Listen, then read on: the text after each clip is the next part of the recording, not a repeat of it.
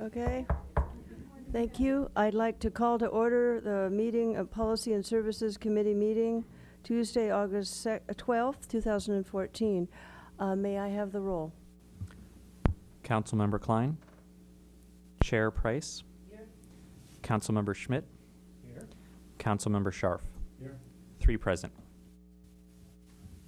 Okay. Thank you very much. Are there any members of the public who would like to speak to items not listed on the agenda? And if there are any members of the public who want to speak to items on the agenda, please submit your cards. Okay, thank you. Okay, why don't we proceed with item number 1. I'd like to welcome our city auditor.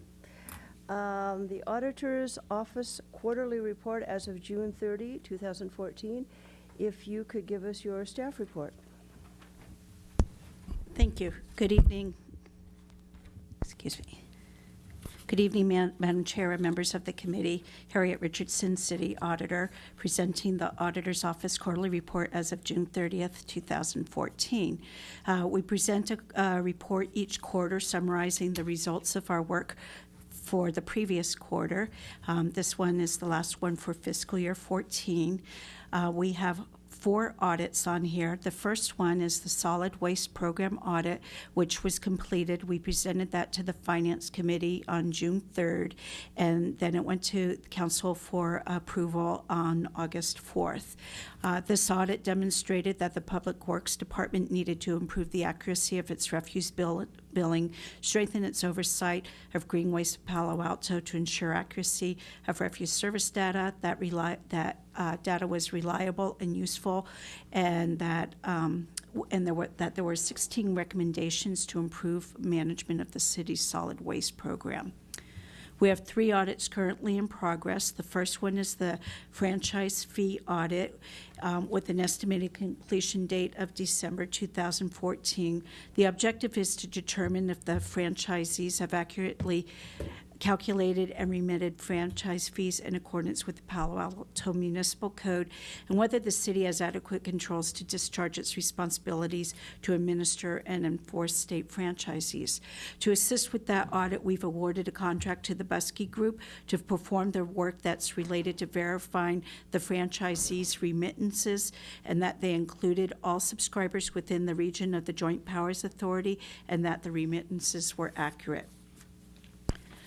We also have in progress, in English. Oh, okay. So for we receive franchise fees 5% from Comcast and AT&T for residential subscribers, and then we get a 1% fee for PEG fees, which is public education and government, which is the fees used to run the media for, they're actually supposed to go for capital costs for the media center.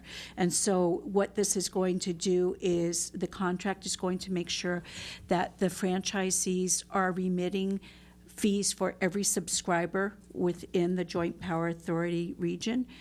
We have a Joint Power Authority agreement with several local jurisdictions in Santa Clara County. And then they will also do the verification that the remittances are accurate. So the next audit is an audit of utility meters, the procurement, inventory, and retirement of those meters. This audit resulted from some issues they identified as they were doing the inventory management audit, but because it was really a whole nother body of work, we isolated it off and are doing it as a separate audit. So we're looking at whether the proper procedures were followed with procurement, managing the inventory of meters, and retiring the utility meters, and that involves electric, gas, and water meters. That audit, the field work is almost complete. The auditor that's working on it has been identifying issues and discussing those with the department, utilities department staff, and also discussing potential recommendations with them. We're expecting that audit to be published in October. And then the last audit that's in progress is one of the parking funds. We're looking at the University Avenue and California Avenue parking permit funds, as well as the residential parking permit fund and the parking in lieu fund. We're looking at the accuracy of calculation of fees, the timeliness of collection, and whether the funds spent were for the required purposes. For the University Avenue and California Avenue, those funds are primarily paying off debt service for projects that were already completed. That one is also expected to be completed in December. Then we have our ongoing sales and use tax allocations. We have a contract with Muni Services. They identify some vendors whose sales tax has been misallocated, and then our office also identifies some of those businesses. For the Muni Services contract during the last quarter, during the fiscal year, they identified about $65,000 worth of misallocated sales tax that came back to the city, and our office identified about $105,000. The total amount was about $169,000 in recoveries of misallocated sales tax. We have about 42 potential misallocations waiting to be researched and processed. Those, when we identify a business where the sales tax has potentially been misallocated, we submit what's called a short form to the State Board of Equalization, and then they do the research and verify whether it's been misallocated, and if it has, then they reallocate the funds.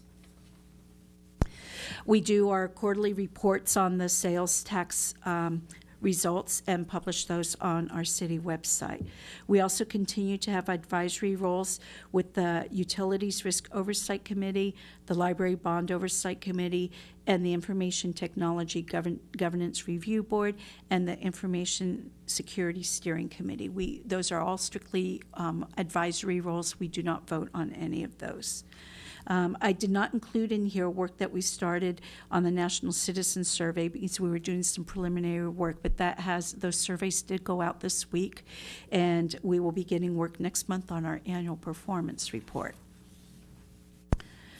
So the Fraud, Waste, and Abuse Hotline, we did not receive any new complaints during this quarter. We did close out the last open complaint as unsubstantiated. So to date, since the hotline was launched in 2012, we've received 10 complaints. They are all closed out. All 10 of them are? All 10 of them are closed out. Found to be... One of them led to the contract oversight audit that our office did before I arrived here. So that one was substantiated to some extent. So 1 out of 10 have been substantiated, right? Yes. So, and then the last item is actually going to lead to the next item on the agenda, which was on May 13th. This committee made a motion for me to come back with agendized item that would recommend changes to the municipal code to clarify which committee would receive which work product from the city auditor. So I've done that, and that will be the next item on the agenda. That completes my quarterly report, so does anyone have any questions? Thank you. Do any colleagues have questions of Harriet? Yes, Councilmember Klein. Yeah, this is refresh my recollection as to where we are on proposed new audits. I am working on a proposed audit plan for fiscal year 15, and that is scheduled to come to this committee on September 9th. December or September? September. Okay, but I will hold my comments for a month. Okay. Councilmember Schmidt.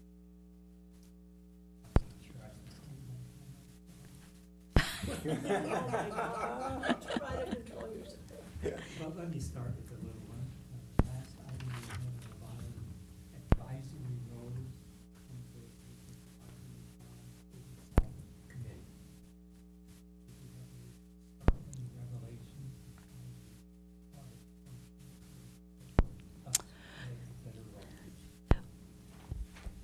I have only attended one meeting, and so it was a meeting that was pretty much wrapping up where they were, and things were back on track. So I would have to go back and look at what happened in the past to see if there was any opportunity.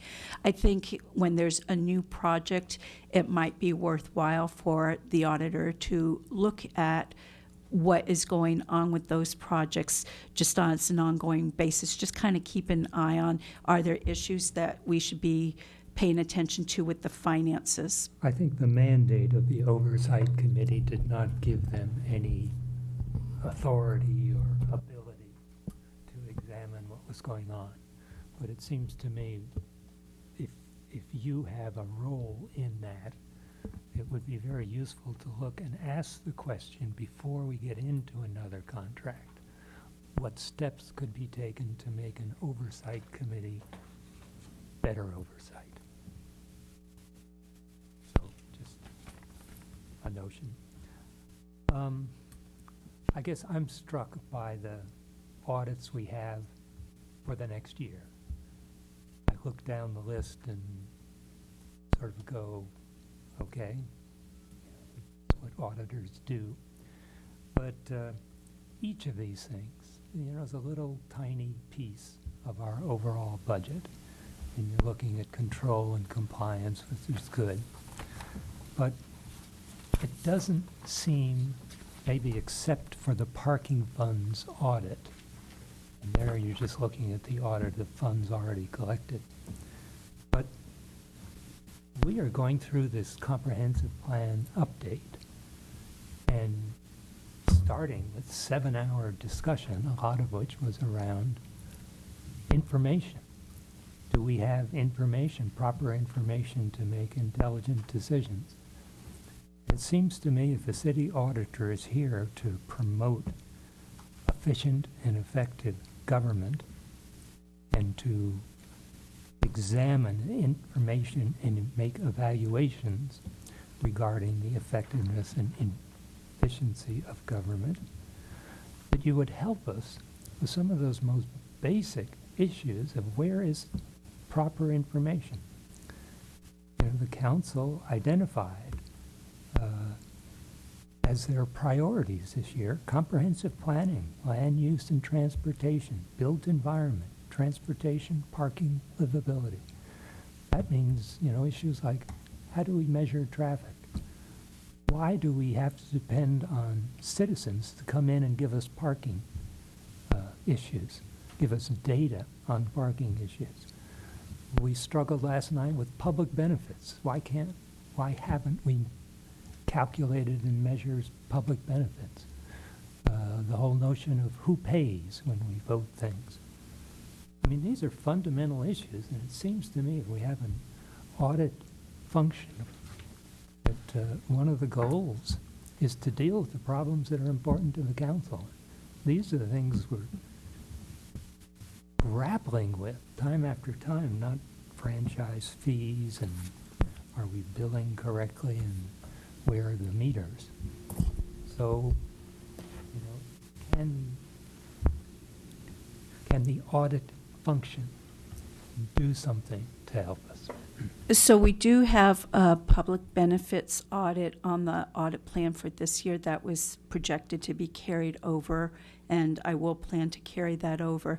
As I'm looking at topics for next year, one of the things I am doing is looking closely at council priorities and how we can identify topics that align with what the council priorities are. So I will definitely be thinking about that, and when I present the plan to the council, I will include which council priority I think it's associated with. Yeah. Councilmember Klein? Well, I'm concerned about Councilmember Schmidt's remarks, because I don't think that that's really the proper role of the auditor's office. Sorry. Start the work plan. Well, my first thing is I think not what's on the agenda tonight. I think Right. that September 9th is the right time to, but since you've mentioned it, and I don't think you should take this as an assignment, because just because one council member says something doesn't mean that you should do something unless the majority of the committee agrees. And so on both of those items that Greg mentioned, I respectfully disagree, Greg. I think that the auditor is not set up to be an alternative administration. I think that all those things you mentioned are absolutely appropriate to say to the city manager, and that's his job. If we're looking for the auditor's office with, well, you have 4 people? 5. 5 people to develop all the data that was being referred to last night, I think that you're going to have to double or triple the size of her office. And I wasn't asking for more data, I was asking for the analysis of why. it's the same thing. This is what the city manager, auditor is responsive, not an initiator in general. And her office is supposed to be looking to see if things are done properly, and you can use your own words to describe it. I'm just repeating myself. The things you're talking about are really the city managers, and the risk in the auditor's office, and which 4 or 5 city managers in a row have all pointed out to us, and I disagree with them, is that there's a tendency to want to, if you're not happy with something the city manager is doing or his opinion is different, let's go to the auditor and have it set, in effect, create a second administration, and that's not the role as I see it. Councilmember Sharp. So, slightly different. I did hear in Greg's comments the one thing that I also sort of felt a little bit was, when you look at these audits. Excuse me, could you turn on your microphone, sorry. please? When you look at these audits, you don't feel that they're impactful in the way that the audit we did, what was the last the big 2 audits we did? The inventory audit inventory and the SAP audit?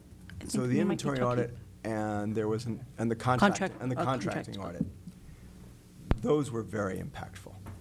And I do think that one of the roles that the auditor can play is to look at cities' processes and make sure that we have good processes in an impactful way. And I thought the contracting audit specifically and the inventory audit really played that role. And so I don't know, because I don't know the city well enough, but the question is what are those kind of audits that we could do that would drive change to having good processes in place? Where, I know it takes a lot of extra effort for the city to put in good processes in place, and that's why it doesn't necessarily happen, because people are running 100 miles an hour and that. But once you have those processes in place, it actually makes it more efficient and, as you know, works better. So that's really what I would, when you're thinking about what audits to bring forward and stuff, that's what I'm going to be looking for as a council member. Okay, thank you. Yes, thank you. I'd like to comment on this. I think we bear some responsibility here. I don't want you to feel as if, all of a sudden you're sitting here and you're getting a critique that you're not doing all the things we want you to do. In the course of our evaluation of your work and in the course of our discussions, you've met with each of us, and in our discussions of your work plan, I think these are the kinds of things that certainly can be brought up. My concern is, I understand some of the frustration, but if your focus is really efficiency and process, which you do very well, there's some technical issues here and content knowledge issues and data issues which you don't have expertise on. Your expertise is something that's very different and very valuable for the city. But I think that it's not appropriate to get into an extended conversation here on these items. This isn't on the agenda. But we as council members need to be a little more clear about the kinds of things we believe need to be examined, and then we need to bring them forward so that as a group we give you reasonable guidance and direction. So that's my take on this. Again, you didn't create all these audits. You inherited many of them, and we have a role in helping define the work plan. That's the bottom line statement that I have. So do people have additional comments on this first item? Uh-oh. Look forward Yes, to Councilmember September Schmidt. 9th. Okay, thank you. All right, going on to the next item. This is related to a modification of the municipal code, offices and duties of the city auditor, et cetera, et cetera. So could we please have a staff presentation? Again, good evening. This presentation, and Cash is going to pull up the PowerPoint on there. I did prepare a brief presentation to go along with the proposed amendment here. So on May 9th, this committee passed a motion requesting that I come back to you after the council break with a proposal to amend the municipal code to clarify.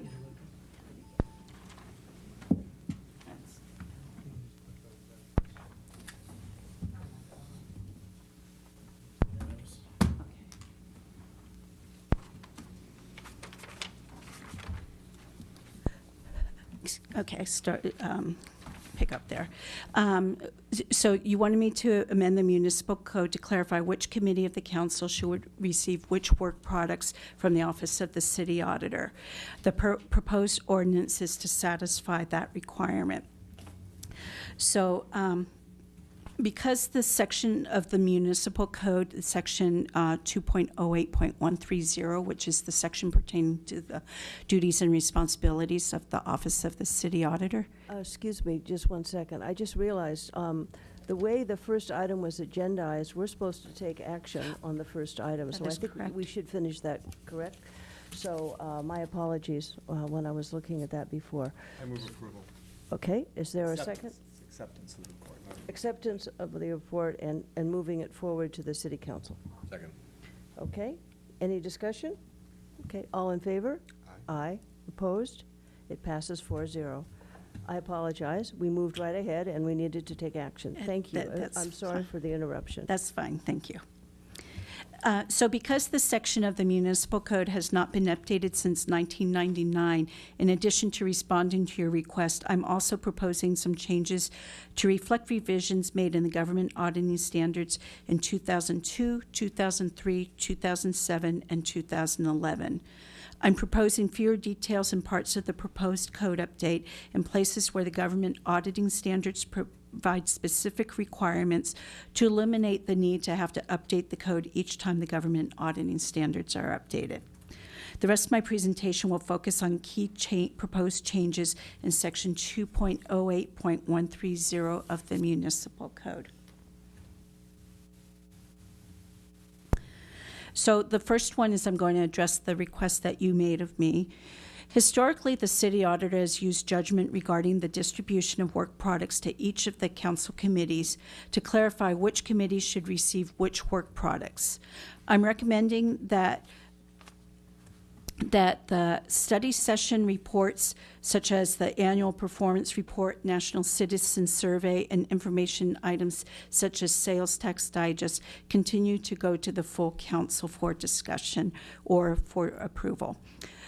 I'm recommending that enterprise fund or primarily financial related reports go to the finance committee, and that all other reports and work products go to the policy and services committee. The reports that go to policy and services may have a financial aspect, but they would primarily have an operational focus. This criteria is the criteria that the Office of the City Auditor has historically used in distributing reports to the committees and the council. The specific recommended language of the proposed ordinance is in the attachment. I would also note that when we change this, that the Municipal Code Section 2.04.210 states that the Finance Committee will consider and make recommendation on matters related to audits, but Section 2.04.220, which describes responsibilities of the Policy and Service Committee, makes no mention of audits. So if we do adopt change regarding to clarify in section 2.08.130, we should probably also update, which I don't have the authority to do, 2.04.210 and 2.04.220 to align with those changes.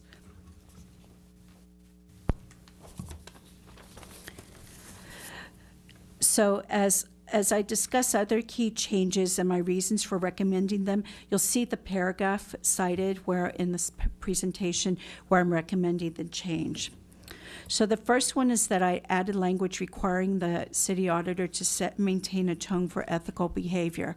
Although it's generally expected that the auditor would be ethical, there's a specific requirement in the government auditing standards on ethical principles that auditors must follow, and all professional audit certifications have ethical standards for auditors to follow. So I just wanted to put something in the code to make that a priority also. The second one is to reflect that the auditor's office primarily conducts performance audits and non-audit services. This would eliminate the reference to financial audits, which are conducted by an independent CPA firm. However, this change would not preclude us from looking at financial issues under the umbrella of a performance audit, which is what we have historically done anyway. The third change would remove the requirement for the auditor's office to follow 2 sets of auditing standards. It would retain the requirement for us to follow government auditing standards, which is the set of standards that the Office of the City Auditor has historically followed and has always cited in their audit reports.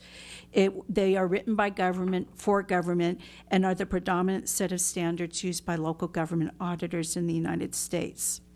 This change would eliminate the requirement for us to also comply with the International Professional Practices Framework promulgated by the Institute of Internal Auditors. Those standards are also used by some governmental entities, but they're better suited for corporate internal auditors.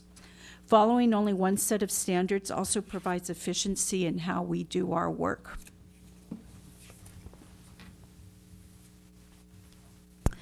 Another key change was to establish a 2-week standard response time for audits with possible extensions. And I did discuss this change with the city manager prior to putting in here. It would eliminate the current 5-week requirement, but we did include that potential extension time to allow for deviations when necessary. I also eliminated the requirement to issue the report to council within 4 weeks of receiving the response, since the government auditing standards already require us to issue reports timely. It was just another area that imposed restriction that was not necessarily aligned directly with the government auditing standards. And then finally, I reorganized some sections for clarity. For example, I moved into separate paragraphs the requirements for us to handle information with prudence and to accommodate the department's daily operations when scheduling and conducting audits. And I consolidated into one paragraph the provisions regarding the city manager's response to audits. So that concludes my presentation of the key highlights, but I do entertain questions and comments and discussion regarding the proposed changes. Okay, I propose we start with questions, and we have one member of the public who would like to speak, and then we can come back for comments. So let's start with questions of the city auditor. Well, I have a bunch of questions, but they're also involve comments. It's hard to separate them at this point. Okay, so does anyone have other specific questions at this moment? I'm sure people will think of them a little bit later and combine with comments. So we have one speaker. Why don't we proceed? Herb Borak.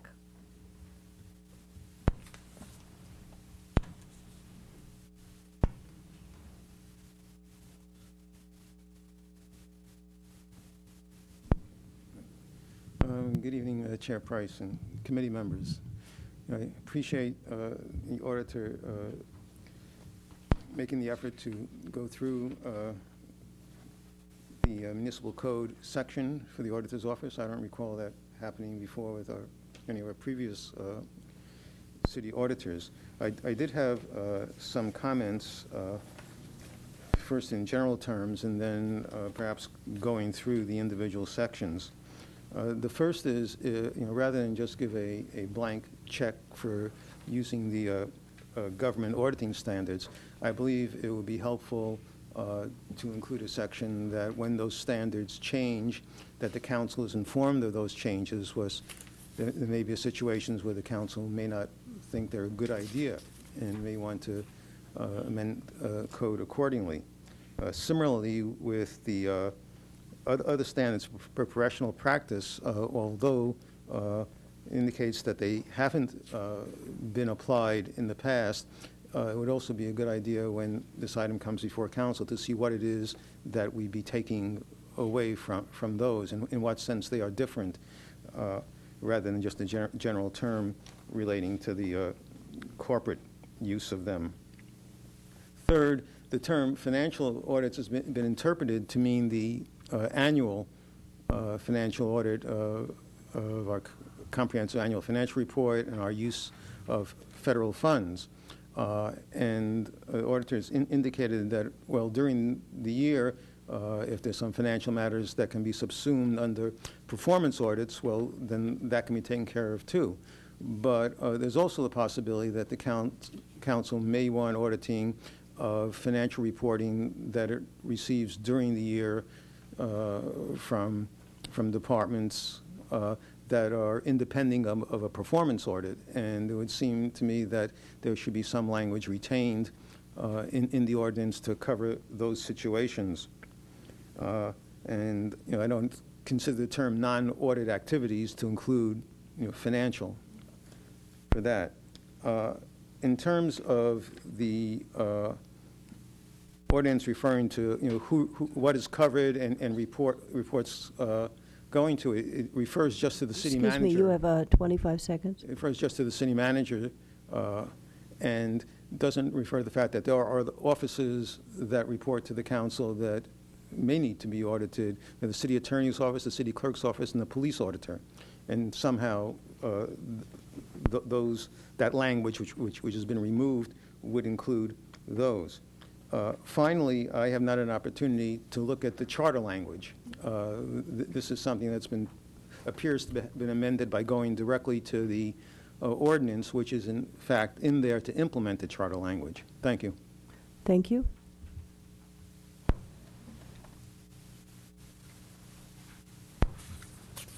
You want me to go first? If you're ready, I have a couple of questions, but go right ahead. I have a lot of Councilmember questions. Scharf. Okay, so first of all, I'd like to say I thought the key changes as outlined in here were all great. I really appreciate you doing this. I think it's long overdue.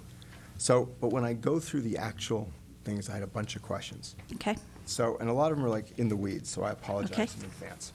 So if you go to page 2, this is like 2A, packet page 13, number 4, it says set and maintain a tone for ethical behavior, et cetera, and it says, with the principles of integrity, object, confidentiality, and competency.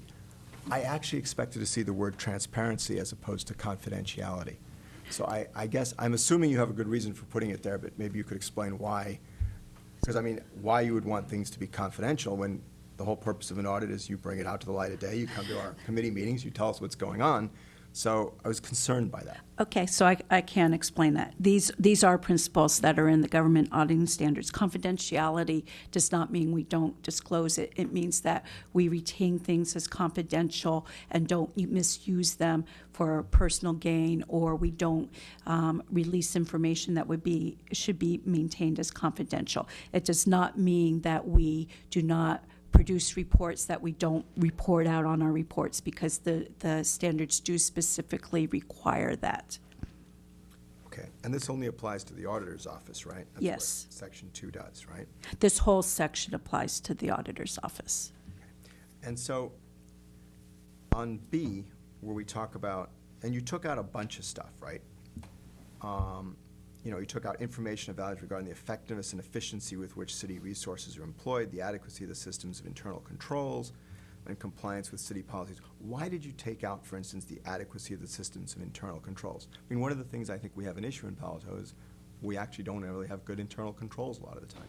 So that is a subset of efficiency and effectiveness, and so I didn't feel like we need to spell it out in the trying to make things not as detailed. it is incorporated into the definition of what a performance audit is and how you conduct that work, and that you specifically look at internal controls when you're conducting the work. So a lot of the outcomes of effectiveness when things are not done effectively is generally because there's a weakness in internal controls. So we naturally look at that. So I didn't feel the need to have it spelled out specifically. So I also in B, when we talk about the city manager basically will use their resources and you're going to audit based on that efficiently, economically, ethically, and equitably. So what does ethically mean in this context?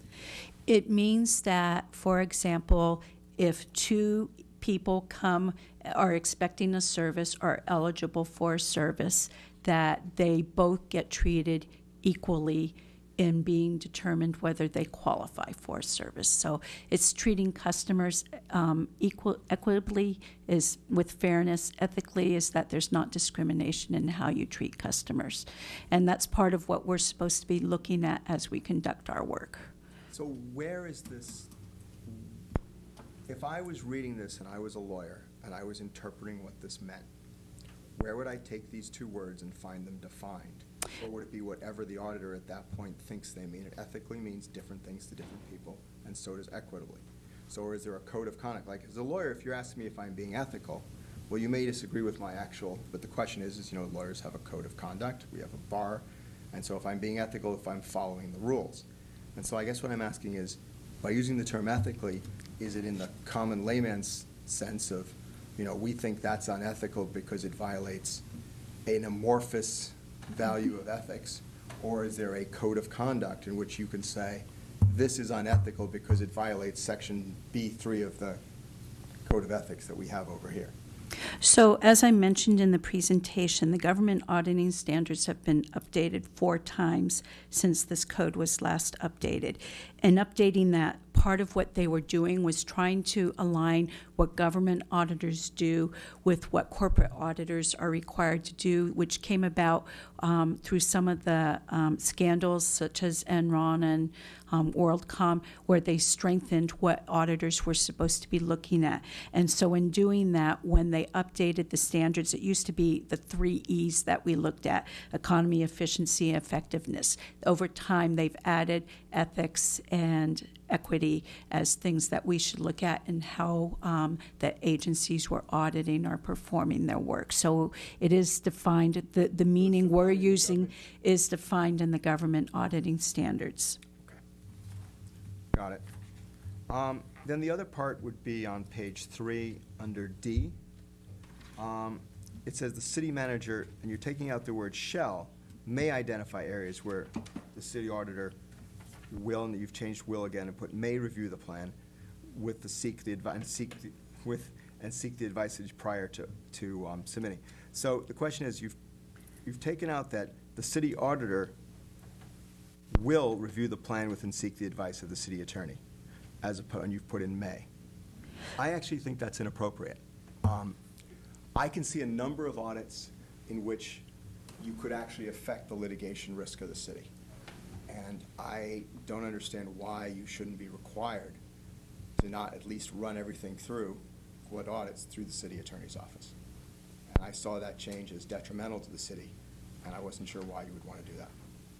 Okay, so on the part with the city manager may identify areas versus share. Okay, so the other one, I would be perfectly okay with changing that back. In fact, I have sought the advice of the city attorney when I felt it was appropriate, and I would not want to do an audit that would affect litigation. Good point. Let's see, I think that was really my, just checking if I have any other notes. Oh, yeah. So that little question mark on the last page, page 5. So this says the city auditor will prepare and issue an annual report on the status of recommendations made in completed audits. The report will reflect the status reported by the city manager or his or her designee. One of the issues with, it seems to me we've had over the last few years, I'm sure it dates back further than that, but at least since I've been on the council, is the recommendations get made.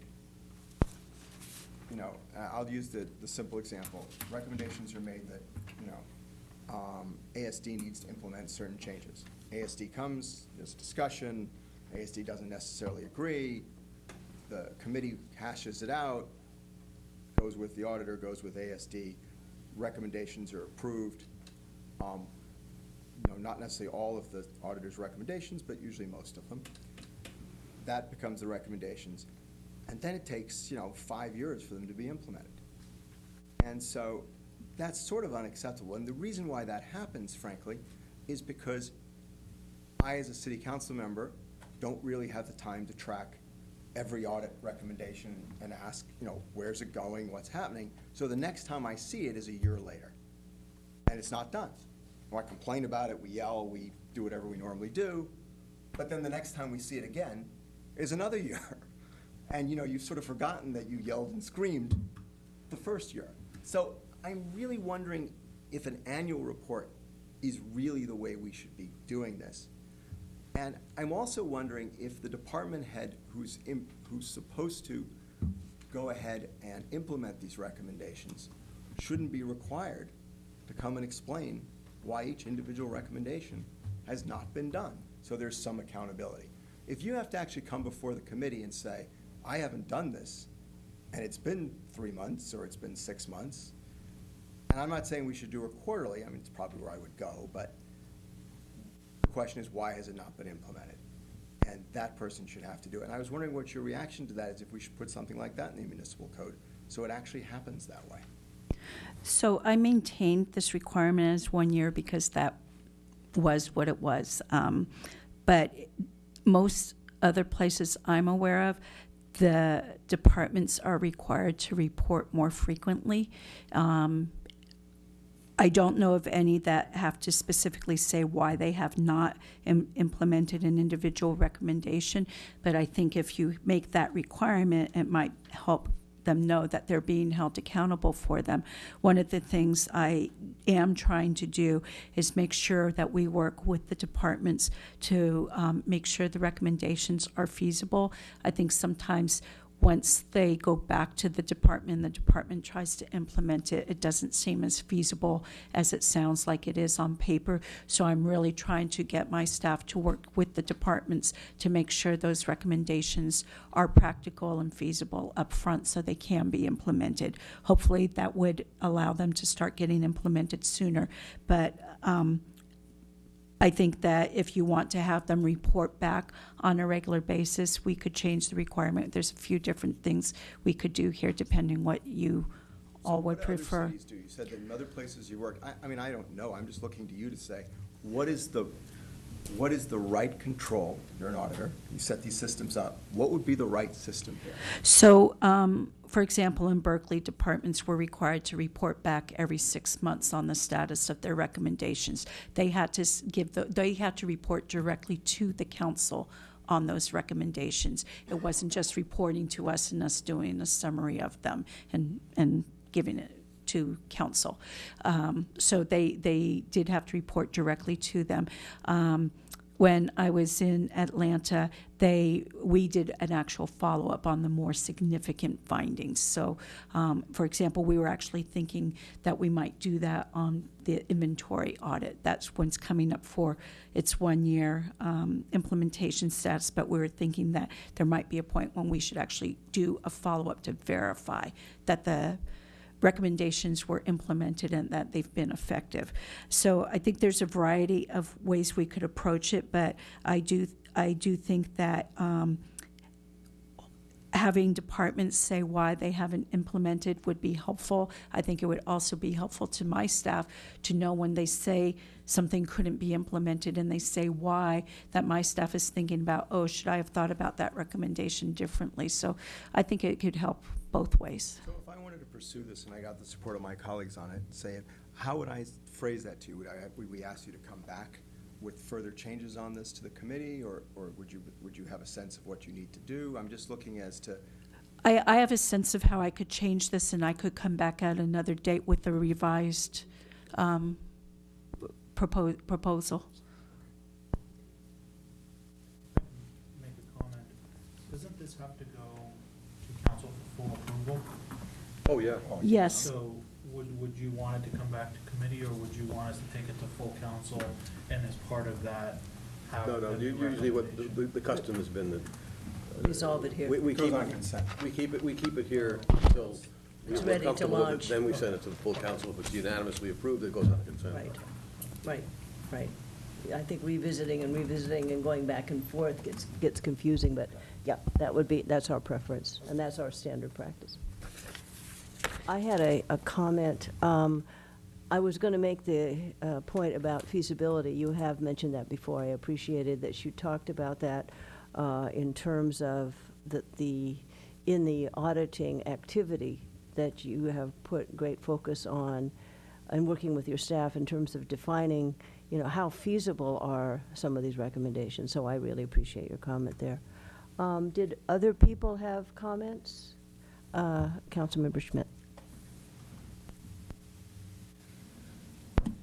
Yeah, I thought a couple of things that was brought up by the public were good, that if there are a new government auditing standards published, that you can integrate that into practice, but might be nice to have an informational item go to the council saying, here's the changes that we've adapted. And two, it does seem worthwhile to check the charter and make sure that any changes we make here are appropriate with the charter language. Let's see, I had one question on page 3, sections D and E. Both of those seem to imply that the last step the auditors take is to put the audit on the appropriate committee agenda. Now, all the committees do is make a recommendation to the council. So it's actually council approval. And I wonder if you might not be explicit there. And there's two places on D and one on E where you end with the appropriate committee for approval by council at the end. So just add for approval by council. Yeah, just to make it clear that it's council who needs to approve the audits. That's the bottom line. And there's one at the end of the third line of D. There's one at the 2 lines up from the bottom of D, and then at the end of the 4th line on D. Just would make it clear that council is responsible. The other question I have is just really a question for my colleagues. I think I've raised this before, of where you go with audits. And you mentioned that the traditional way is to have all utility audits and all financial audits go to the Finance Committee. Now, it seems to me that there's an imbalance in committee work between the Finance Committee and this committee. And the Finance Committee has all utilities, all finances. It seems to me to make sense to have the auditor split the audits in half. Half of them go to the Finance Committee and half to Policy and Services. And there are 2 basic reasons behind that. One, the auditor works for all members of the City Council. And it's in these audit reports that we really see what you're doing, what you're up to. And it would be good each year if all members of the council have an opportunity to spend, an evening going over a couple of the reports. So I think from the relationship between the auditor and the council, it's a good idea to go to both committees. Secondly, I think, we all vote on financial matters, and I don't think there's a unique expertise in either committee, so it's not a matter of bringing something that is, out of the purview of the committee. So I guess I would ask my colleagues, this doesn't make sense. I'll waive in on that. So, Finish your comments? Councilmember Sharp? So I actually agree with Councilmember Schmidt. I was thinking about, I'm not sure that I don't think it affects the budget necessarily, most of these audits. And if it affects the budget process, maybe then it should go to finance. But a lot of these audits really don't. And if you keep it this way, what is your sense of how the audits will be split? Most of them will actually probably go to finance at that point. So looking back, it seems like it has been a fairly even split. Recently, it was sort of like a batch of them went to Finance Committee, and then the next batch coming up is all for Policy and Finance. I did anticipate this question, and so I was thinking about some alternate language also. I actually drafted something on the side to just kind of have prepared in case it did come up. Because I was thinking another approach would be to split it so that the items that go to the Finance Committee would be focused primarily on financial matters, which doesn't necessarily mean it's an enterprise fund audit doesn't necessarily mean it's focused on a financial issue. For example, the recent inventory management audit. Inventory management is a citywide issue. It's not just because the audit occurred for utilities does not mean that it should have necessarily been restricted to Finance Committee. But when I think about financial matters, I would say accounting issues, the budget process, or anything having to do with rate structures. Then anything that has to do with operational processes would be policy and services. So I did think about that as an alternative approach. And that wouldn't necessarily mean that anything that came to policy and services would not have a financial impact, because a lot of times they do have some sort of a financial impact. It's just whether or not that's the focus.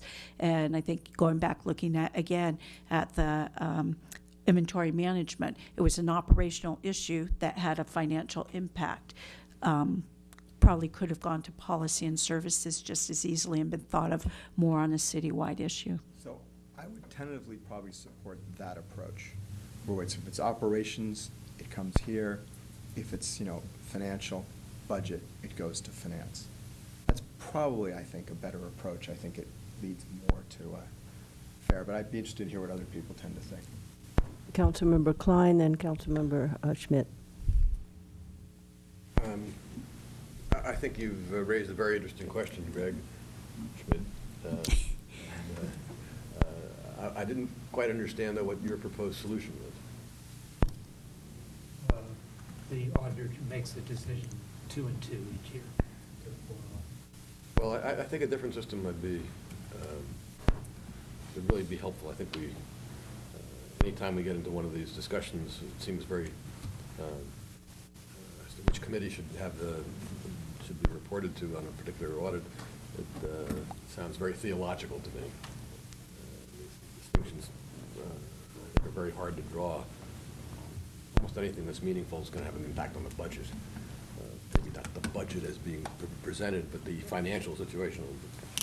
So I usually very indifferent. But I think that Greg makes a very good point. There's no particular expertise, since everybody should be serving on the Finance Committee sooner or later.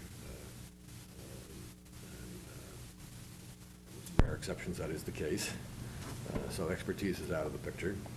And Greg is absolutely right that you ought to have exposure to all 9 council members. So I wonder whether we shouldn't have a very simpler system. Just say We switch audit number 1 goes to finance, audit number 2 goes to policy and services, and so on and so forth. And that would also produce. I'm also worried about distinction between there are audits that are very, as we were discussing earlier, there are audits that are sort of major and there are audits that are sort of minor, and you just in an arbitrary way, maybe that would presumably even out which ones are significant and which ones aren't. So, Yes, Councilmember Scharf. so I will throw out one other thing. It does seem that Finance Committee actually has far more work. I know they do. I mean, I've served on Finance Committee 3 out of the 5 years. I actually also think we should discuss whether or not all audits should frankly come to Policy and Services. I think that would give this committee a huge role that would make people feel like they have more meaty things to do. And I'm not sure that would take away from anything on serving on Finance Committee or in any way, especially since we've already decided it could be random. So I think we should consider that approach as well. Is there anything to be lost by doing that? And I understand Greg's point that maybe everyone serves on every committee at some point. Yes, Councilmember Schmidt? Yeah, I think the workload is true, and I think the excitement is true. Whoever's been mayor probably knows there are more people who want to be in finance than policy and services. So yes, Except this when year. I was mayor, it was 8-1. 8 wanted to be on finance, and But also, we're talking about arbitrary, but I mean, if you just read the notes on the 4 audits we have, first one is accurate billings, second one is franchise fees, third one says procurements, and the fourth one says parking funds. So, each of these could be a finance one, Yeah, that's right. and it becomes arbitrary how you make a division. So I think Larry has a notion of let's just do it 1, 2, 3, 4, or even look at making all audits come here. Yes, I had a couple of comments. In your vast experience in other communities, this kind of issue has come up. And if we went along the lines of a couple of these suggestions, would this be sufficient guidance to make it possible to manage kind of the routing of the audit reports and audit products? So my experience actually aligns with Councilmember Scharf's comment about all the audits going to a single committee. That's how it's been everywhere else I've worked, only to one committee. A lot of cities just have audit committees as well. Correct. Some have an audit committee, but even if they don't, they often have like a single committee that will hear audit reports. So, for example, in Atlanta, we presented to the Finance Committee. In San Francisco, we had a committee. I don't remember what the name was, but we presented to a single committee. In King County, we presented to the Labor and Management and Finance Committee. At the Washington State Auditor's Office, we presented to the Joint Legislative Audit Committee. So it was always just a single committee. Follow up, just a quick comment. Yes. Oops. The disadvantage I of think we're too close here, so. The disadvantage of having a single committee is all members of the council have to sit down each year and evaluate the performance of the auditor. So all should have some hands-on experience. So dividing it up allows everybody to have that experience. Good point. So we have more than one suggestion here about the direction to go. I'm hearing kind of slight variations here, so this is going to come back to us with modifications. It would be appropriate for us to give a single statement regarding guidance in terms of which way to go. So is anyone willing and able to step up and do that? Councilmember Scharf. so I think the 2 best suggestions are we either split it, 1-1, or all come here. I probably would support they all come here. I think, yes, you do have the situation where the auditor doesn't get to interact as often with every council member in that, but I think we gain a lot in terms of evening out this committee and solving that problem of this being the stepchild committee in some ways, that people have felt that way over the years. I think people would be happier to have something which they know that they're going to be doing that year, and they're going to be enjoying it. I also think some of the stuff does come to council, and the auditor gets, especially, we're going to do the study sessions on informational reports. So you will get to interact with the auditor that, I know the auditor meets with all of us. So I think, and before, we used to have all the audits go to Finance Committee. Pretty much, yeah, we did.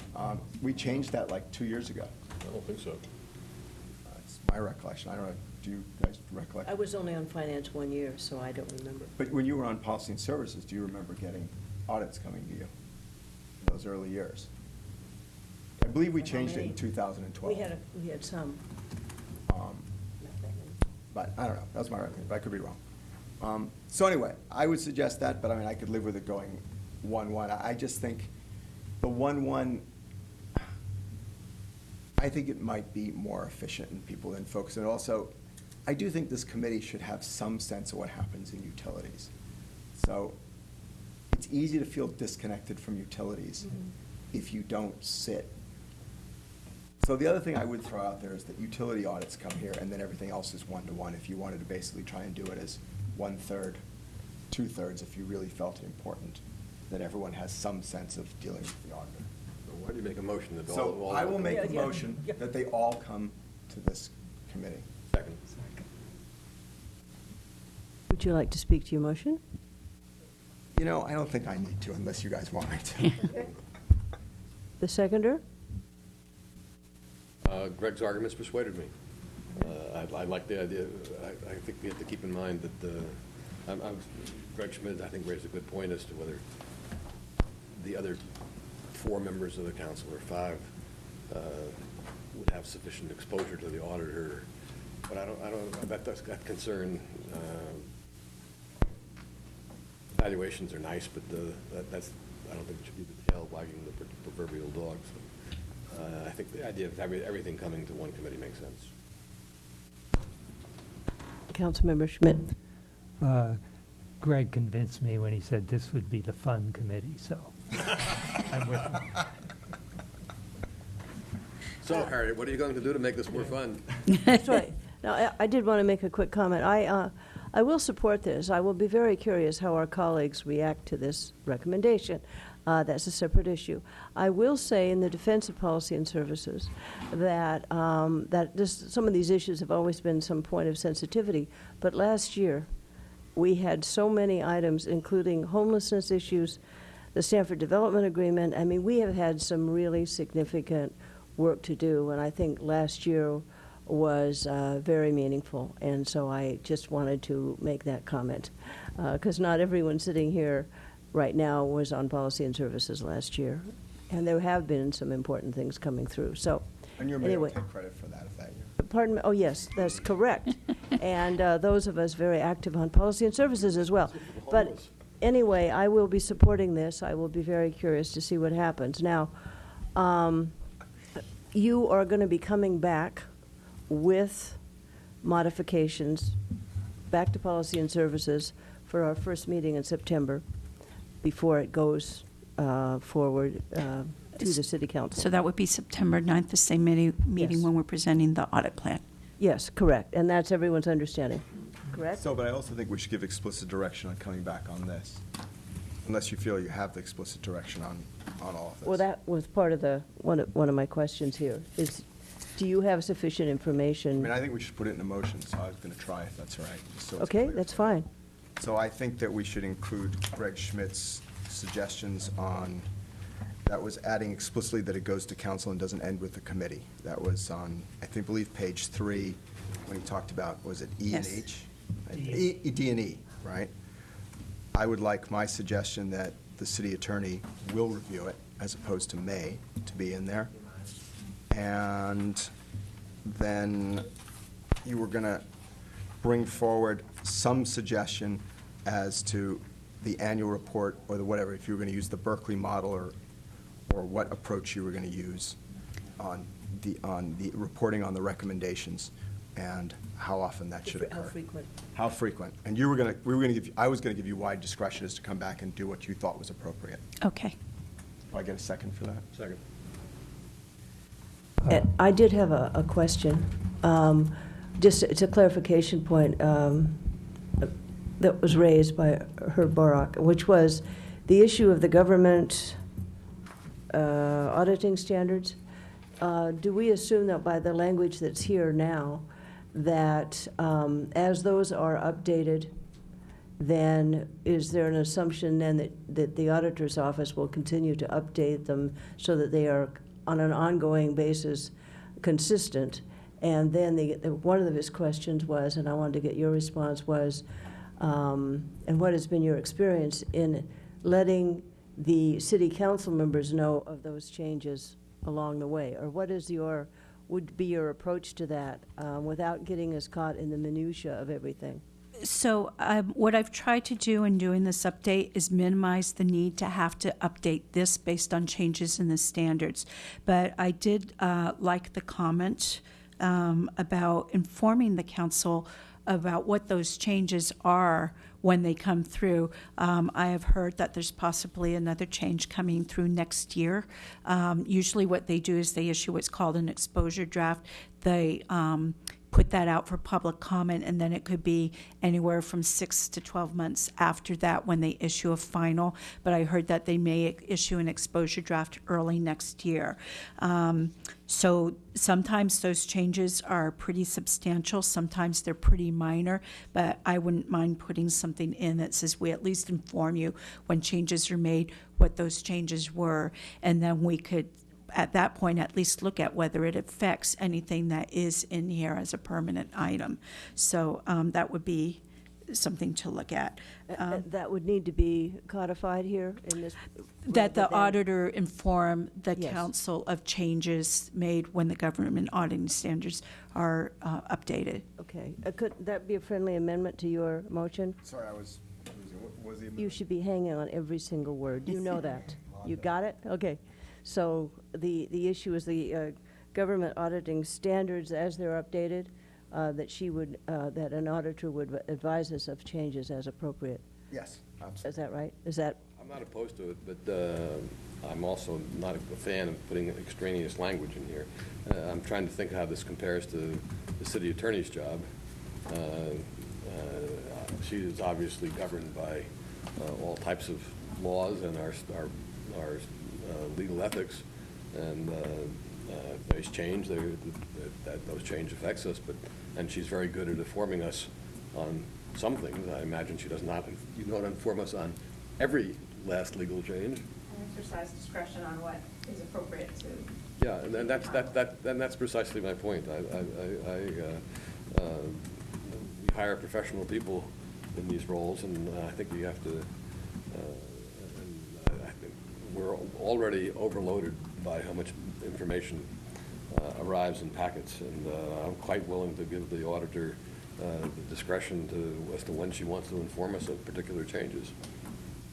colleagues, comments, please? Councilmember Schmidt?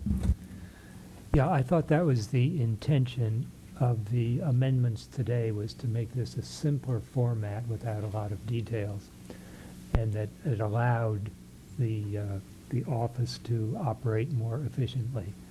And what we're asking for now is the major changes come through to just inform the council in a summary fashion of here are 2 important items. So Correct. It might be 2 paragraphs. So am I hearing that we want it codified or not? I'm hearing not. Yes? Not. I'm hearing split. What am I hearing? Yeah, I thought the intention was not to change the code each time something comes up.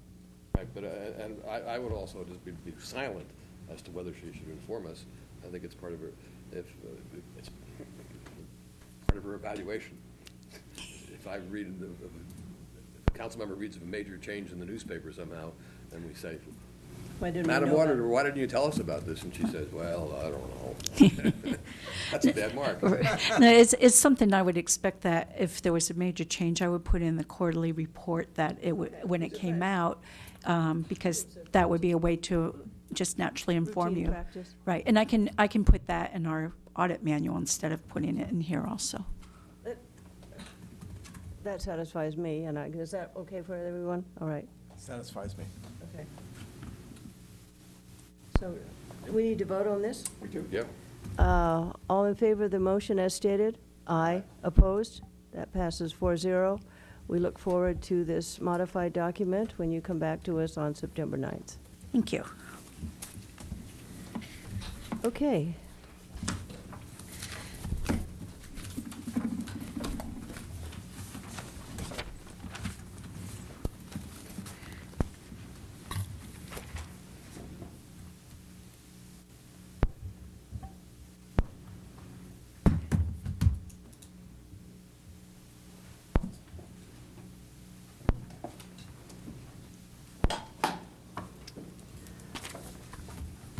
Okay, welcome, Mr. Hackman.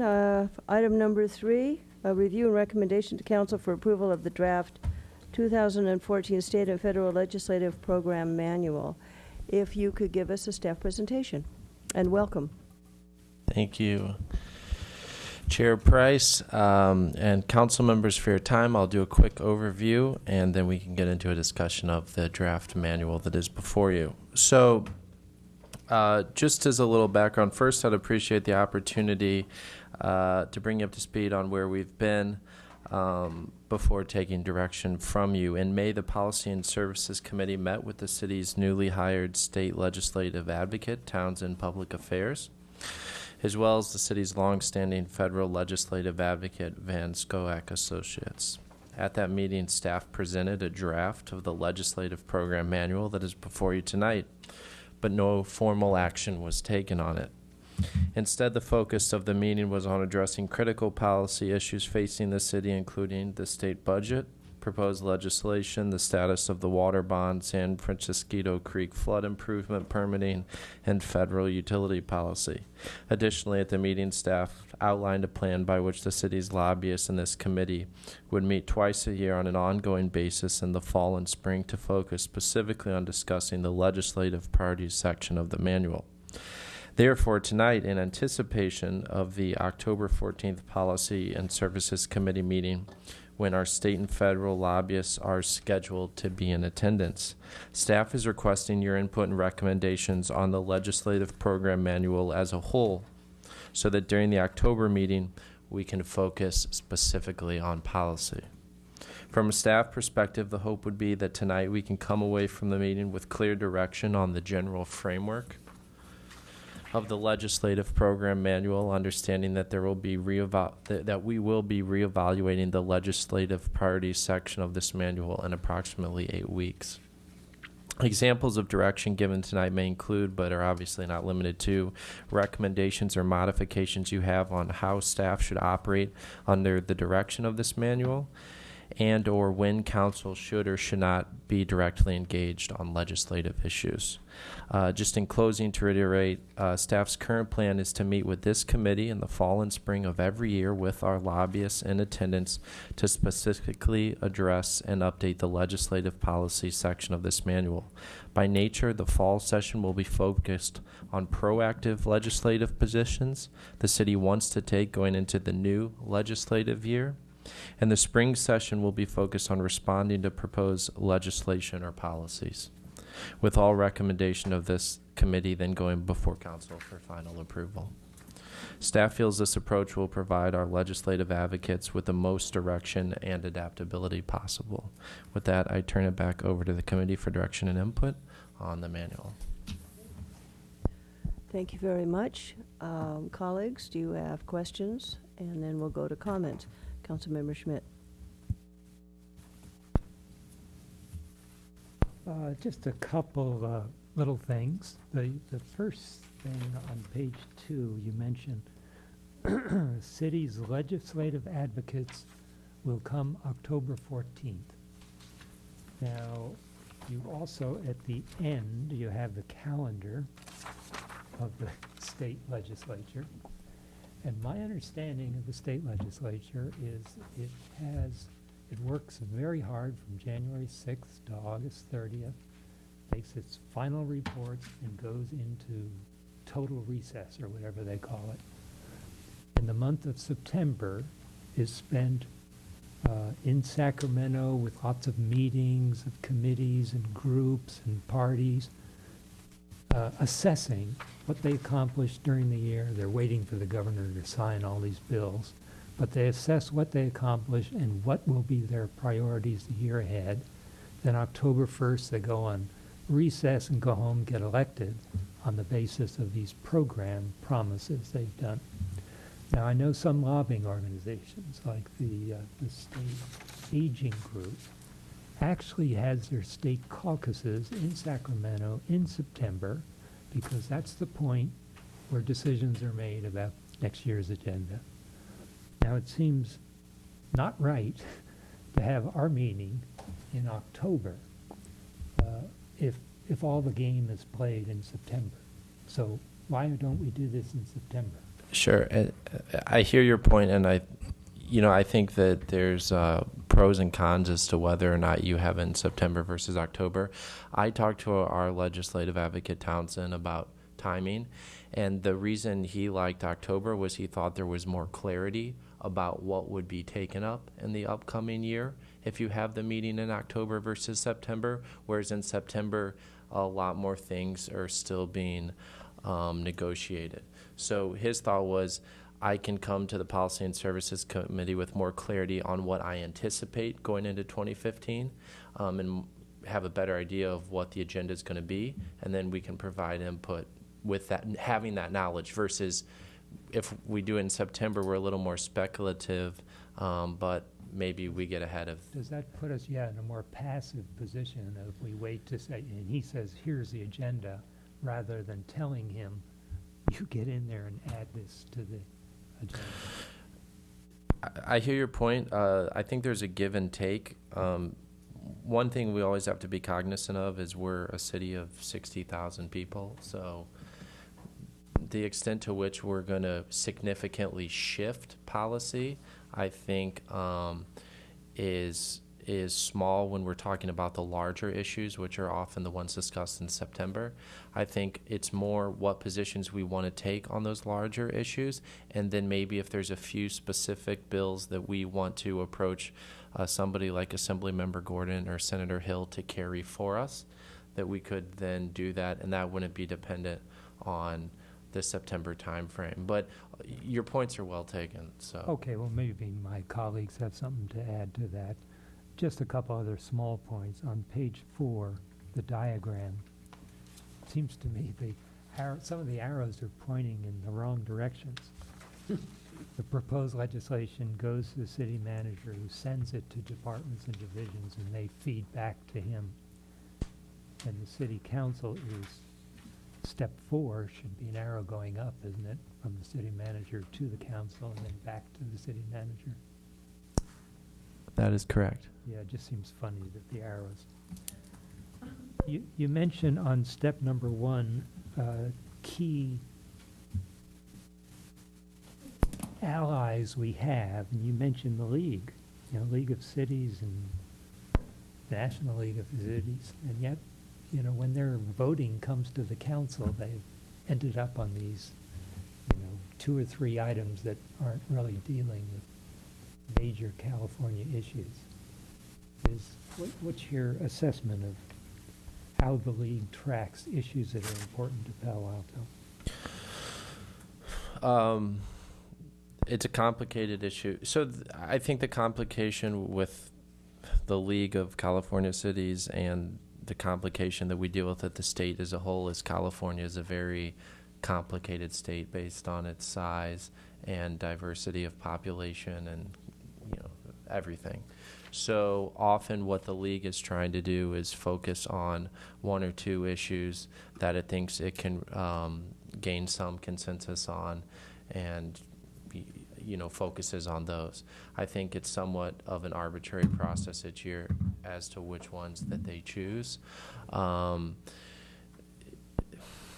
you advocating that we vote for the 6 Californias? I just, I'm not telling you anything you don't already know, right? It's your point again is well taken. I think that in general, though, my preference is to set a City of Palo Alto position first, and then see how it falls in line with a League position versus following the League's position and making adjustments based on Palo Alto. Okay. I think we should start local and work our way out. And a last comment on pages 6 and 7.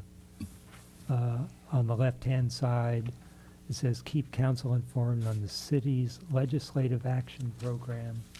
On the right-hand side, it says, understand and adhere to the city's legislative advocacy policy. And this is a legislative program manual. Are those 3 different pages 6 and 7? The one on page 6 is bullet number 1, 2, 3, 4, 5, 6. Bullet number 8. one on the right side is one. So, Eight. the bullet that says keep council informed of the status of the city's legislative action program. And then on the other side, the 8th bullet says city's legislative advocacy policy. And yet the title that we're dealing with is a legislative program manual. Are there three different things, or is this the same?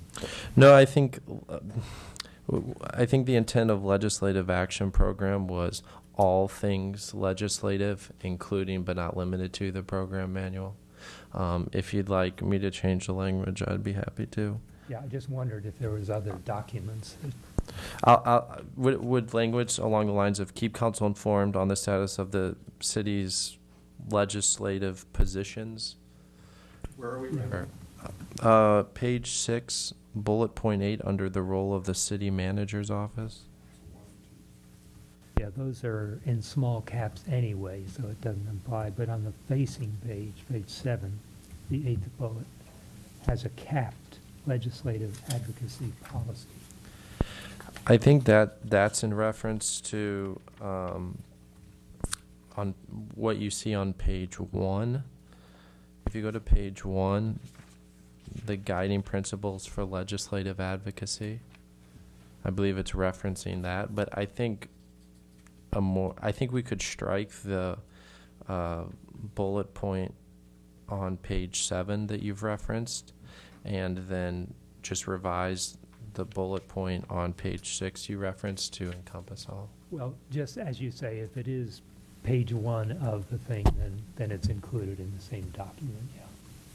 Okay, that was my questions. Okay, thank you. Councilmember Klein? Thank you, Richard. This, I think is helpful for us to have a more coherent policy of what we're doing.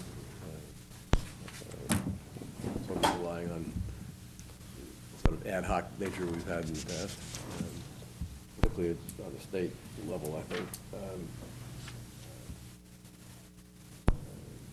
Just as an aside, deliberately and very clearly an aside, that sort of in responding to Greg's point that the league doesn't always advocate things that we agree with.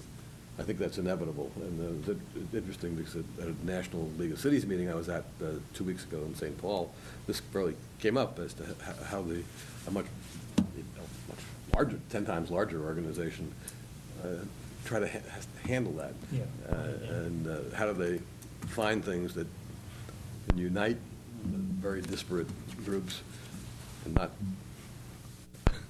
take some position that'll cause some city to say, well, if that's what you stand for, I'm out of here, and taking our dues with us.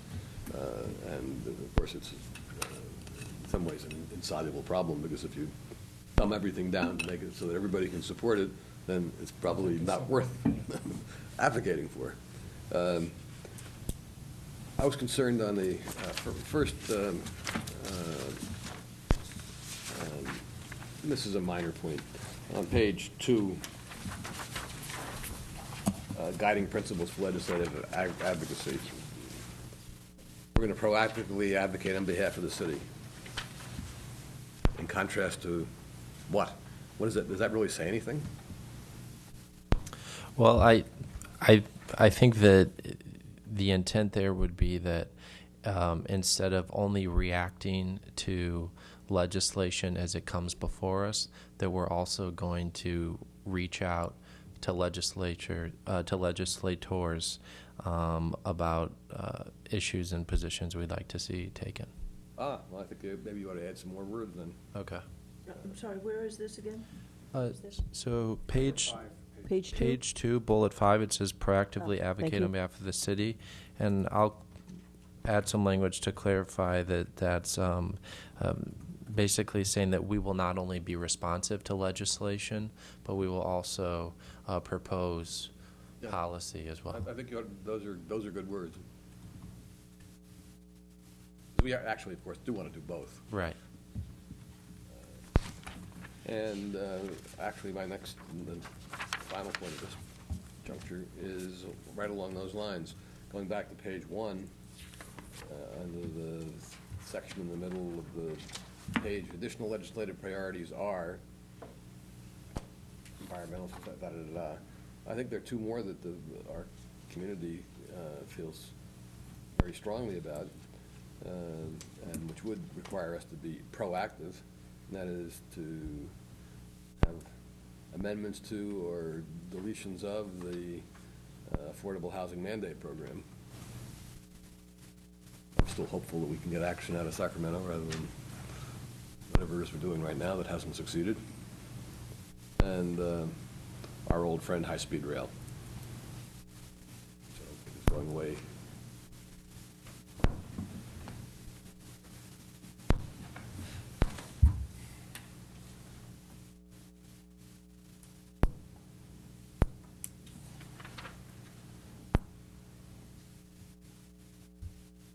I'm done. I'm good, right? Okay, I had a few comments. Thank you very much, very thorough. It's related to page 6, and it's the bullet that talks about keep council members informed, and then the next to the last bullet, serve as a liaison to League of Cities, etc. And my concern is this: it's one thing to keep the council informed, and I think that's very important. But what I think would really improve this document is to make an explicit statement that says that to ensure that the representatives from the city of Palo Alto who serve on committees at the California League of Cities and the National League of Cities are advised and informed and updated before they attend those meetings.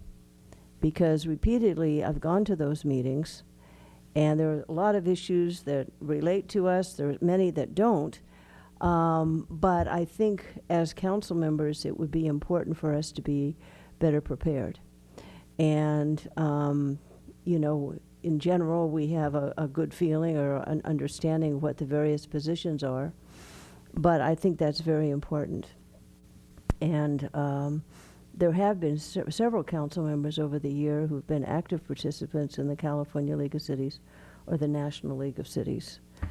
And 2 of us are sitting here. So, and there are others as well. So I do think that it's important to make that connection, because I have always felt that I go to these different organizations, and I might be informed when I get there if, in fact, we have one of our lobbyists attending. But if we don't, I think it's better to be informed.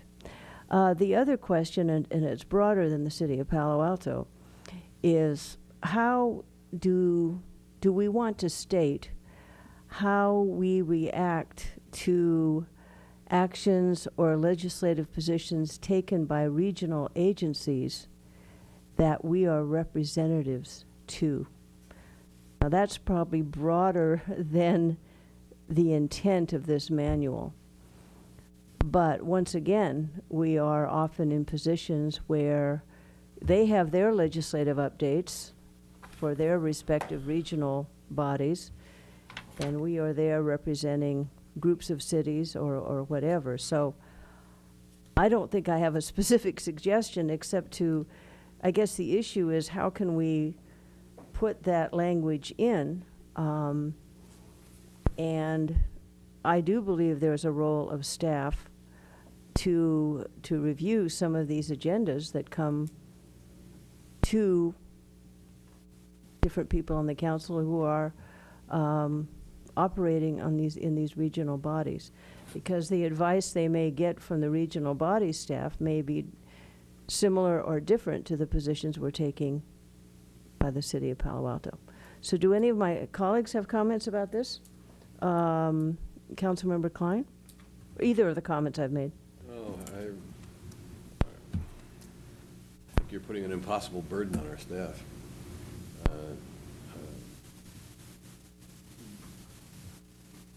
Well, to be very direct, I have heard at the NLC level that one of the worst staffed committees is transportation, which you serve on. I'm on the steering committee and on the committee for the National League of Cities. Right. Because the Energy, Environment, and Natural Resources Committee, in which I sit, has really very good staff support. and they send out all types of materials, just like we get for our Right. regular council meetings. And I do my homework, I feel well prepared. And if it's federal legislation, the draft of the bill is there, analysis is there, and so on and so forth, and we proceed in a way that very similar to what we're doing here. To put that burden on Richard or some other people there, in addition to what he's doing now, seems unfair to me. And I think the same thing with regard to regional bodies. If the council member feels that somehow what the regional body staff has proposed doesn't seem quite right for Palo Alto, then sure, we ought to consult with our staff. But the regional body that I serve on, again, they do BOSCA. We get a nice packet for every meeting. Nothing unique in that. But we're going to say that I don't know how many council members we have serving on regional, state, national things. Are we going to say that somebody on the staff's got to read every one of those things, every one of those packets, and provide some advice as to where we should be? I'd like to just make a comment about that. I'm not saying read all of the staff and all packets of materials, but I think there should be, I mean, if the burden is on the city council member, the burden is on the staff to touch base before attending these meetings. So, for example, the roles of our lobbyists at the state level and at the federal level, I mean, I'm being honest, I think they're conspicuously absent as it relates to this kind of participation. Now this, I don't even know if this is in their scope of services. If they are to be there as a resource to the representatives, and it's up to the representatives to touch base with them before attending these meetings, because that's not necessarily clear. Now, I think they do a very fine job in terms of following the legislation, but all I'm saying is I think there has to be some connection here to ensure, that, there's some communication. And I'm just relaying what my concerns are in this arena. So, I actually think you do have one good point that I think we need to put in here, is that when you serve on those regional bodies, things do come up, where as a council member, you're unsure of Palo Alto's interests, you're unsure of if we should go along with it. That happens fairly Periodically, frequently. yeah. And we do have the 1 hour rule as a council member. Right. And I think there should be an exception to that. If you serve on a regional body and you do need staff to prepare you on an issue, to advocate for Palo Alto or to understand the issue, so that you vote, or at least that you should But be you'd able be to aware. you should be able to ask staff Yeah, oh yeah. on that. Yeah. That's my only real comment on that, is that a council member should feel free to do that. And some of these happen more frequently than other times, and sometimes it never comes up. But I don't know how the rest of you feel, but I definitely think we should do that. Well, I'm okay with it up to until you lost me at the breaking the 1 hour rule. Unless you replace it with something like a 2 hour rule. So I'm not even sure I remember exactly how the 1 hour rule works. It's 1 hour per issue, isn't that correct? Or is it 1 hour per, what is it? I mean, how do we? Any single issue. Approximately. So it's any single issue, right? Requiring staff time, yeah. So I guess it's fine. I mean, I guess you wouldn't necessarily want staff to spend more than an hour on a lot of these issues. Right, and I think if it's so important that it would require significantly more than, I mean, nobody's going to get upset at 65. Gail, were you thinking of more than I think it depends on the subject, yeah. May I jump in here? So, just from a staff perspective, I know you don't have the opportunity to engage with our state and federal lobbyists the way I do, but they are extremely responsive when issues are brought to them. What would be very difficult from a staff perspective was the scenario that I believe Council Member Klein mentioned, which would be for staff to have to sort of track the packet of every regional body that you served on. That's quite difficult for staff.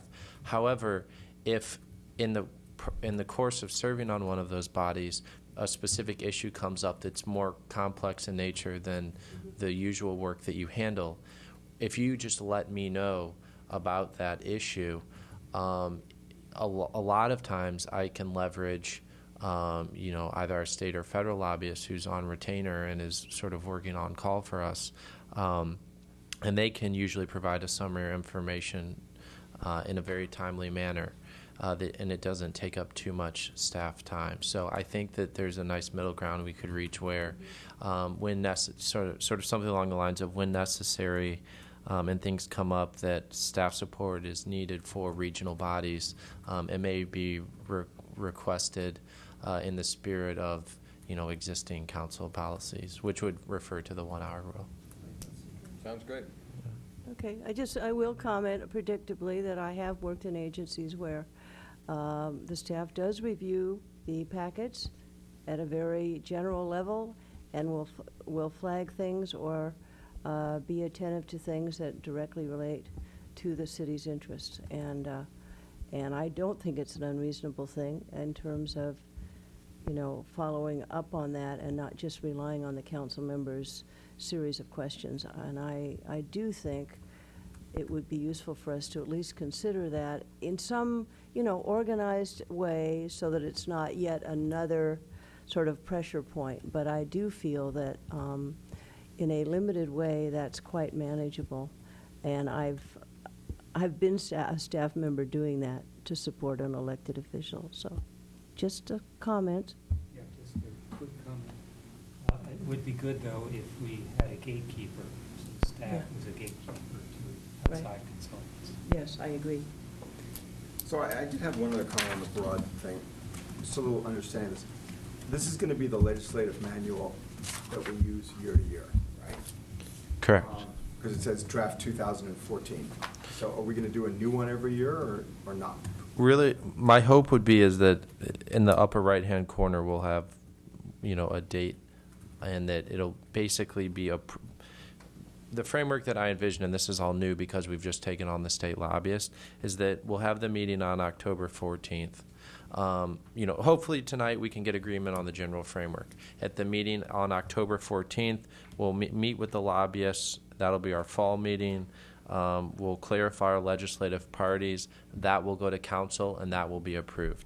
At that time, it will be, there'll be a date on it. And I think it makes sense in a way to even drop the, 2014 before legislative program manual. I thought it did too. So I was going to. And then just date it for when it was last approved. Every 2 or 3 years or something? So I was thinking we should, update it probably every 2 or 3 years. I'd be fine with that. But I'm thinking we should draft this so it looks like, it's the legislative program manual. Then I think under legislative priorities, it shouldn't say what they are. It should say the groundwork for the city's is the council's priorities, because those change. And unless you're going to update that with every time you change the council priorities, this will become out of date. So I think you want to say the council priorities. I think you should say additional legislators are as approved by the council. I don't think you want to set them off here because they're going to change all the time. And, Councilmember Klein came up with 2 additional ones. I don't disagree necessarily. I may disagree on high-speed rail, actually. It may not be, but we could have a long discussion about why high-speed rail should be a priority as opposed to something else, and how many priorities are we going to have. So I'm concerned if we say what the additional legislative priorities are. So you should just say as approved by council, because that's really the intent. I mean, there's a lot of approvals and a lot of things you do as staff, unless you're saying, if it's not in here, you're not doing it, and if so, then you need to bring it to council early, like in January or whatever, and say, these are going to be the legislative priorities for the year, your council priorities plus these 4 or 5 items which we see as ongoing, or you need to have an ongoing list that we bring to council and say, these are it until changed. I just think otherwise you run the risk of, we would have 5 things because Councilmember Klein added 2 if we didn't vote on that. But I mean, I could see this as opposed to being a broad council decision. May I comment on that? Okay, so the way we lay this out, I think there's a number of different ways we could format this, but let me tell you what the intent was. The intent is that, what we're discussing tonight, which is the draft legislative program manual, aside from the priorities, basically stay the same year to year. So we'll have, and I can format in a way where that is, we can take the year out of the title. It'll be Legislative Program Manual. It'll have a date on it that says last updated. And in that, we can reference, the council's priorities are always priorities of the legislative program. However, what I would like to also have incorporated into this manual, and maybe it could be done through referencing that an addendum will be done every fall and spring, is allowing additional policy issues to allowing our lobbyists to the authorization to act on additional policies outside of the council priorities that we foresee as hot items that upcoming year. So sort of what you see here is under legislative priorities, the first 3 bullet points are basically the council priorities, right, for 2014. So instead of explicitly calling them out, we can just say the groundwork for the city's legislative strategy is the council priorities, period. But then instead of below that doing additional legislative priorities we can do additionally every fall and spring an addendum will be created authorizing the legislative advocates to act on these. I think that's a better approach. It makes this a more permanent document. But I would also want to point out that the city's priorities that we set every year sometimes don't translate into anything that's relevant at all in Sacramento or Washington, D.C. In fact, most of the time. Yeah, I mean, look at the ones we have this year. What do we want somebody to do about our infrastructure? Give us some money?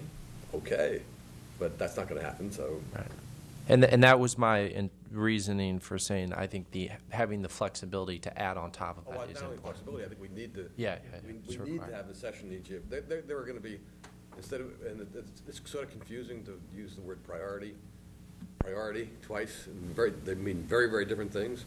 Maybe hot button or I don't know what. But I actually would go further and be with Councilmember Klein. I don't know if you took it that further and say the city's council priorities really are irrelevant to this document and probably shouldn't fly on the ground, right? And it's confusing to people and it's confusing to me. It'd be much better to say we're going to have a thing in the fall and the spring where we outline what those are and the council chooses, as you said. Because there's a certain fluidity here. Right, I mean, I have no idea what technology in the connected city or infrastructure strategy and funding, other than as Councilmember Klein said, we want money, but, it's The airport, silly. the airport. So, Yeah. So I did want to ask one question. sure. On the top of page 9, it says process. The legislative issue is referred to the Policy and Services Committee for review. Now, the way this reads, this could happen on a periodic as-needed basis. Is that the intention of this statement? Or is this supposed to be in line with the cycles as originally proposed? The intent of that is for when an issue arises that does not clearly fall under the existing legislative priorities section on page 1. Right. And we have enough time to act on it at the Policy and Services Committee level first before taking it to council. Now, a lot of this is so fluid and timely, I might have to go straight to council. Right. But if something comes up where we have time to bring it here and then take it to council, we would prefer to do that. But most of the time, luckily, usually, well, I would say most of the time we're able to act under the legislative priorities. And if we're not able to act under them, usually we need to do something fast, and so it goes straight to council. And if you see the star here, if timeliness is an issue. So this is the ideal process, but I think normally it'll be one of two things. Either it fits a priority and we act under the priorities, or we need to take it to council for a policy discussion. Got it. And just one quick comment again on the packets that I mentioned before. Usually, it's not just the legislative person who's looking at it, but someone in a department with content knowledge. And I do think that combination is important. But are there additional comments people would like to make? Councilmember Schmidt? You seem to have set a formal process with a spring and a fall discussion of priorities. Now, we haven't done that. And it comes through the policy and services, but of course it can't be done without an agendized council meeting, because they have to agree on what priorities. Right, yeah. So we can make a recommendation to them, but I guess you would have to set the agenda such that the council will prioritize the steps coming out of this committee at a Mm-hmm. near-term meeting. That's correct. So twice a year. Twice a year, the council is going to have to take your recommendations, review, and approve them, at which point then they'll become policy. And the manual, we're just going to have to do sort of as a one-time thing this fall. Right. And if just for clarity's sake at the council level, what I prefer to do is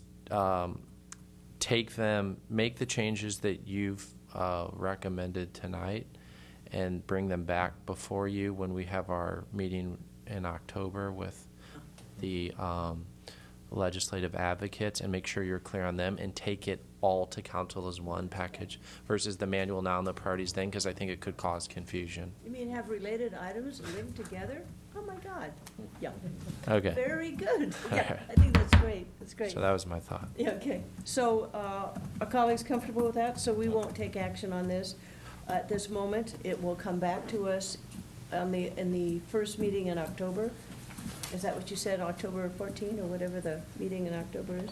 Yeah, yes, I mean, you had raised the issue. Are you comfortable with October? October 14th is your first meeting in October. It is. We have a second meeting in September 23rd, but that's not in line with the lobbyists. Why don't if you'd be willing to, I'll touch base with both the state and, I know the state and federal can both make it to the 14th, but I'll touch base with them again, raising the issue that Councilmember Schmidt brought up, and just confirm their thinking. If for some reason they feel very strongly on one or the other, if you would feel comfortable going with that date, we could have the meeting on that day. So either September 23rd or October 14th. Yeah, I think Excuse me, September 23rd does have three Is it fall? pretty meeting items, so. And Guidance? also, I think we're not talking about making final decisions October. If it goes to council, it'll probably be late October, early November, so Right. it makes sense to do this in a So are people studied way. comfortable having it then on the 14th of October as That originally would- proposed? Yeah, Okay. Okay. okay. And then I've been taking notes on your comments, and I'll do a red line version for the next meeting, but it seems pretty straightforward. Okay, thank you. Appreciate your work. Sure. Also, we have, as a standing item, we have status of items for policy and services. If I could ask colleagues to just take a quick look at this. I have been working with Cash on this and talking to the city manager about organizing the work plan and putting it into the various dates. We will have 2 meetings in September. So do people have comments or observations about what you have before you? I think it's good. I think that's, it's good the way it looks? Yeah, it's just fine. Okay, great. And I think, I would prefer that we have this every time. I think it's very, very helpful, and I think this is looking very good. Yeah, thanks very much for formatting it this way. Yes. It does give a- Yeah, this was a really good job, Cash. I don't know who put this together. If you did, it was really good. Excellent. Okay. Unless there's any protest, the meeting's adjourned. Yes.